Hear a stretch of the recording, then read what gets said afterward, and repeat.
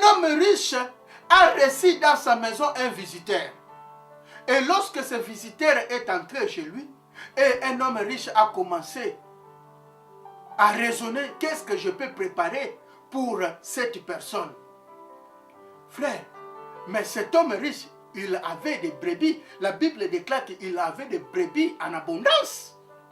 Mais il a commencé à raisonner, qu'est-ce que je peux faire? Et l'esprit de la manipulation est entré à lui. Il lui dit, mais un homme pauvre qui est à côté de toi, il a un brebis. Vous pouvez aller chez cet homme-là et vous prenez les brebis et vous allez préparer pour votre visiteur. L'esprit a manipulé David, frère bien-aimé. Écoute-moi attentivement. L'esprit a manipulé un homme riche. Et un homme riche, il va vers un homme pauvre. Il dit, prête-moi ton brebis, je vais vous rembourser après. Pourquoi? Parce qu'il ne voulait pas tuer l'un de ses brebis pour le visiteur. Il ne voulait pas, frère bien-aimé. Et il est allé arracher même le brebis, un seul brebis que cet homme avait. Frère bien-aimé, regarde comment est-ce que l'égoïsme est entré dans la vie de cet homme riche. Et il a pris ses brebis, il a préparé pour son visiteur. Et la Bible nous dit que lorsque David a écouté cette histoire, il pensait que le prophète Nathan, il parlait de quelqu'un qui a fait cela en Jérusalem. Et la Bible déclare que le cœur de David s'est enflammé. David était en colère. Il dit, mais comment est-ce que cet homme riche peut faire déjà des histoires? Cet homme mérite la mort. Parce que ce qu'il a fait, ce n'est pas bon. Le roi Nathan, pardon frère bien-aimé, le prophète Nathan, il regarde David et il dit, cet homme riche, c'est toi! Cet homme riche, c'est toi! Cet homme riche, c'est toi, frère bien-aimé! Laissez-moi de vous le dire, frère. Cet homme riche, ça peut être aussi vous. Vous avez sur votre compte de l'argent. Mais vous voulez attirer l'argent des pauvres. Vous voulez aspirer, frère bien-aimé, par la force, l'argent de tes brebis. Le brebis qui n'a pas d'argent, frère bien-aimé. Vous êtes déjà riche, mais vous ne voulez pas toucher dans votre compte. Oh, Randa Korobasaka. Si réellement vous n'avez rien, frère, vous allez demander quelque chose à ton prochain. Dieu qui connaît toutes les choses, il connaît aussi que dans votre compte, vous n'avez absolument rien. Mais si dans votre compte, vous avez l'argent, mais vous ne voulez pas dépenser cet argent, et vous êtes allé son voisin pour demander l'argent, frère bien-aimé. Mais si vous avez l'argent dans votre compte, vous avez, frère bien-aimé, l'esprit d'égoïsme, frère. Laissez-moi de vous le dire, et cet esprit, il va commencer à vous tuer. Cet esprit, il va commencer à tuer, première chose, votre âme. Et la deuxième chose, il va tuer votre corps. La troisième chose, il va tuer ton environnement.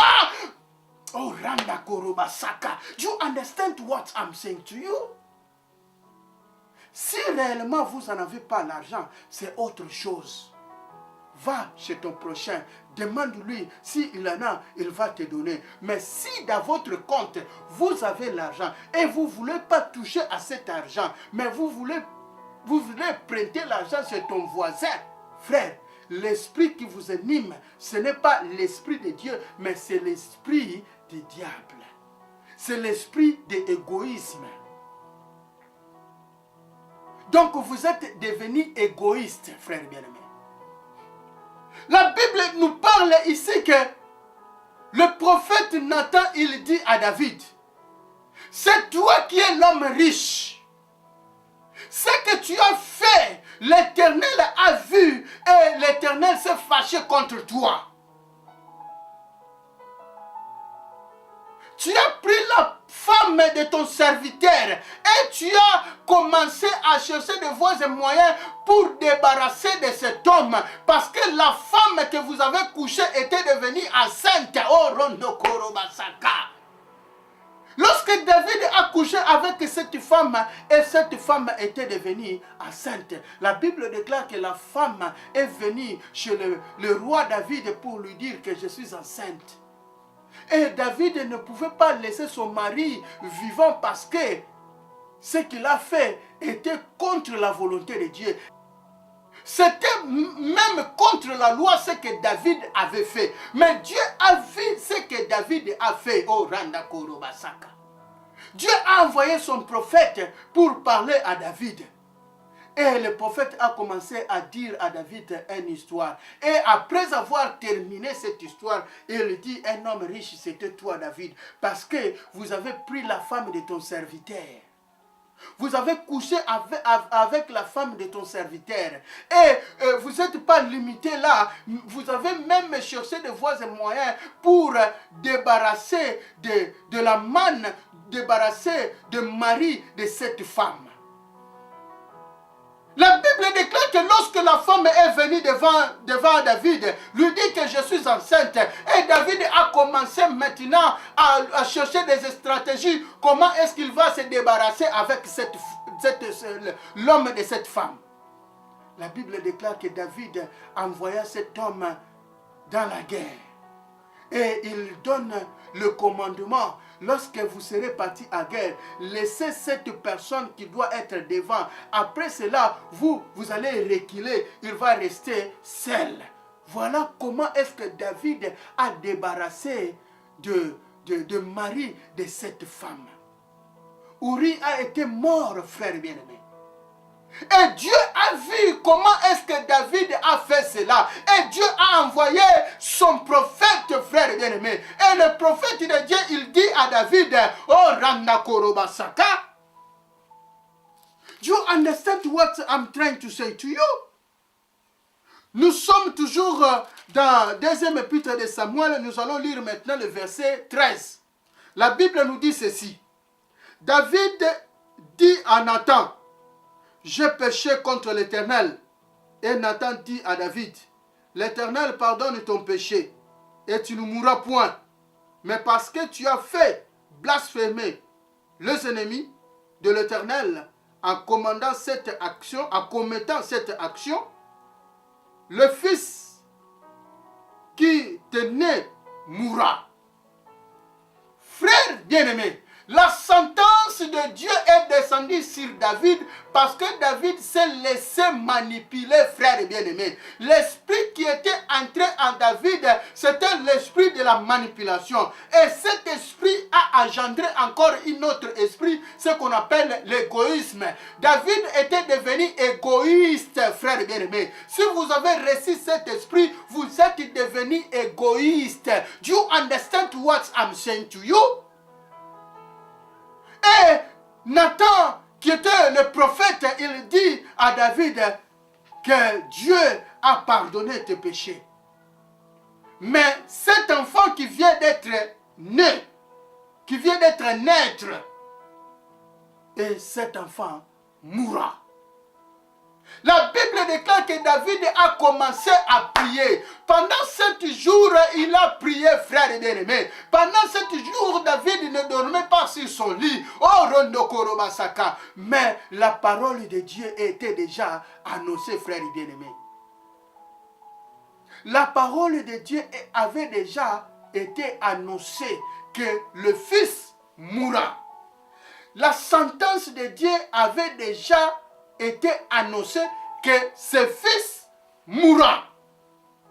La Bible déclare dans le verset 28, le 7e jour, l'enfant mourit. Parce que c'était la parole de Dieu, frère bien-aimé. La Bible nous déclare, la Bible nous dit que la parole de Dieu ne peut pas venir et rentrer en lui sans avoir fait ce qu'il doivent faire. Comme Dieu a envoyé son prophète Nathan pour aller parler au roi David que cet enfant mourra et l'enfant mourit. la sentence de l'Éternel, frère bien-aimé. L'environnement, frère bien-aimé. L'enfant qui était à l'environnement de David, mais à cause de l'esprit qui était entré sur le roi David, à cause de cet esprit de la manipulation, frère bien-aimé, à cause de cet esprit que cet enfant est mort. Voilà pourquoi, frère bien-aimé, faites très attention, frère. Je vous en conjure, faites très attention, oh frère bien-aimé. Dieu m'a envoyé envers vous pour sauver vos âmes. Dieu m'a envoyé envers vous pour que vous ayez la vie. Do you understand what I'm saying to you? Nous allons lire maintenant la deuxième point. La première point, nous avons vu que l'homme devient égoïste. Donc l'esprit d'égoïsme. Et la deuxième point, c'était l'homme devient dictateur. Frère bien-aimé, la dictature, le mot dictature, c'est un esprit. Et cet esprit ne vient pas de Dieu, et cet esprit vient du diable. Et lorsque l'homme devient dictateur, frère bien-aimé, oh Randa Korobasaka, laissez-moi de vous le dire, frère bien-aimé. Lorsque un homme est devenu dictateur, il cherche, par la définition, nous allons dans un premier temps donner la définition de la dictature. C'est quoi ça la dictature, frère bien-aimé?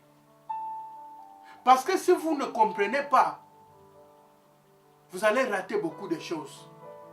Mais je suis venu afin que vous compreniez.